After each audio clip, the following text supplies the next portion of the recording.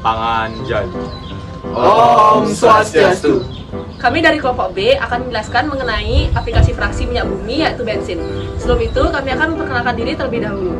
Saya Ida Yunda Saraswati, nomor absen 16. Saya Edo Madina Rara Widyaguna, nomor absen 2. Saya Gede Yogi Adasetana, nomor absen 3.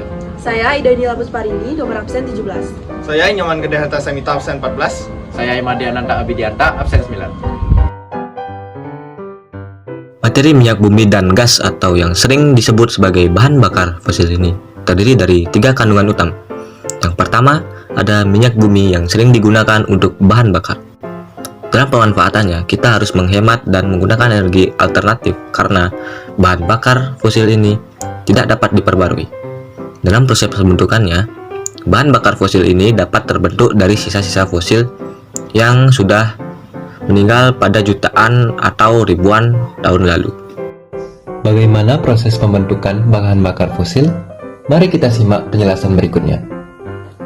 Proses terbentuknya minyak bumi atau bahan bakar fosil dapat dijelaskan dengan menggunakan teori duplex. Menurut teori ini, minyak bumi terbentuk dari jasad renik yang berasal dari hewan atau tumbuhan yang telah mati pada jutaan tahun yang lalu, berubah menjadi kerogen akibat pengaruh waktu yang mencapai ribuan bahkan jutaan tahun, temperatur tinggi dan tekanan oleh lapisan di atasnya, maka fosil atau jasad reni ini berubah menjadi bintik-bintik gelembung minyak dan gas pada tingkat molekuler. Minyak dan gas ini merupakan suatu hidrokarbon dari atom hidrogen dan atom karbon. Lumpur yang bercampur dengan jasad reni tersebut kemudian berubah menjadi batuan sedimen yang berpori. Sedangkan bintik minyak dan gas bergerak ke tempat yang tekanannya lebih rendah, bahkan mencapai ke permukaan bumi.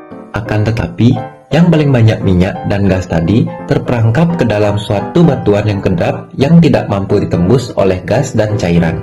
Di sini, minyak dan gas terperangkap dan terakumulasi ke dalam suatu batuan kedap, di mana yang bagian atas ini merupakan suatu reservoir gas dan yang tengah ini adalah reservoir minyak bumi. Kemudian di bawahnya ada air reservoir minyak dan gas ini ukurannya bisa mencapai satu ukuran kota besar sehingga dapat menampung minyak dan gas volume yang sangat banyak. Kemudian, untuk mengambil minyak dan gas yang ada di dalam tanah, harus dilakukan dengan pengubaran hingga mencapai kedalaman 3-4 km di bawah permukaan tanah. Minyak dan gas yang diambil dari sumur penguburan ini masih berupa minyak mentah yang warnanya hitam pekat, sehingga perlu dilakukan proses lanjutan untuk mendapatkan minyak yang siap digunakan. Pada primary process atau tahap pertama ini dilakukan dengan cara destilasi bertingkat. Ini maksudnya adalah pemisahan fraksi-fraksi minyak bumi berdasarkan perbedaan titik didih. Penjelasannya adalah minyak bumi yang sudah diambil dari sumur pengeboran minyak yang warnanya masih hitam pekat tadi dimasukkan ke dalam suatu tangki, kemudian dipanaskan pada suhu yang tertinggi mencapai lebih dari 500 derajat Celcius. Ketika minyak bumi yang masih dalam bentuk minyak mentah tadi dipanaskan, maka ia akan menghasilkan gas atau berubah dari fase cair berubah menjadi fase gas karena temperaturnya menjadi tinggi. Minyak bumi dialirkan ke dalam tower destilasi. Tower destilasi di sini terdiri dari suhu yang berbeda. Yang paling bawah ini suhunya paling tinggi mencapai 500 derajat Celcius.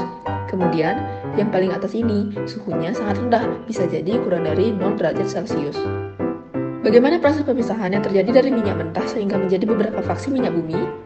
Penjelasannya adalah seperti ketika minyak dalam fase gas tadi dialirkan ke dalam suatu tangki destilasi atau tower destilasi. Contoh, misalkan di dalam minyak bumi ada pelumas dan ada bensin pada suhu 350 derajat Celcius. Pelumas dalam fase gas sudah mulai mengembun, sehingga dia menjadi cair. Yang warna kuning tua di sini, atau hampir warna coklat ini, menunjukkan pelumasnya atau oli-oli mengembun. Tetapi, untuk yang warna biru, yang fasenya atau yang titik didihnya lebih kecil lagi, misalkan di sini adalah bensin pada suhu 350 derajat Celcius.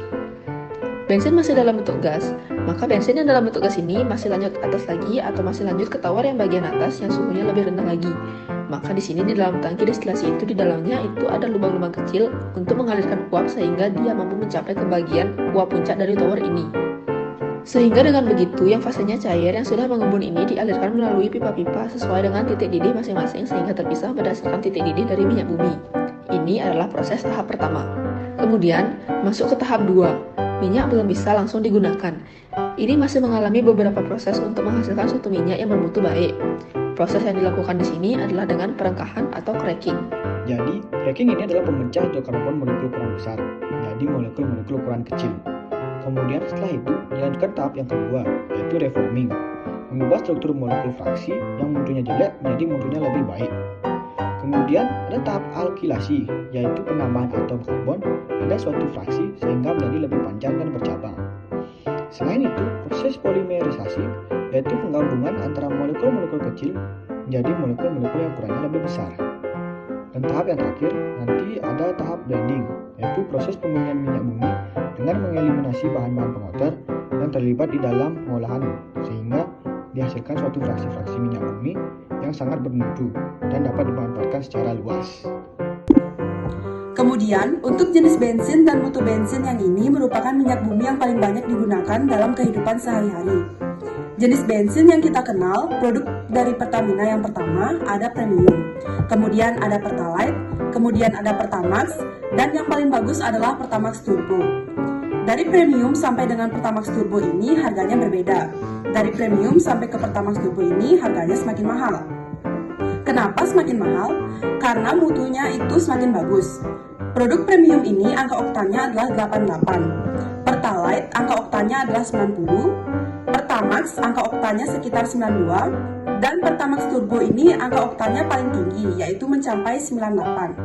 Angka oktan ini merupakan angka yang digunakan untuk menunjukkan mutu suatu bensin. Semakin tinggi angka oktan Kenapa semakin mahal? Karena mutunya itu semakin bagus. Produk premium ini angka oktannya adalah 88. Pertalite angka oktannya adalah 90. Pertamax angka oktannya sekitar 92. Dan Pertamax Turbo ini angka oktannya paling tinggi, yaitu mencapai 98. Angka oktan ini merupakan angka yang digunakan untuk menunjukkan mutu suatu bensin. Semakin tinggi angka oktan, maka mutu bensin semakin baik. Dan ketukan atau knocking yang dihasilkan pada mesin itu semakin kecil, sehingga ini akan membuat mesin lebih awet.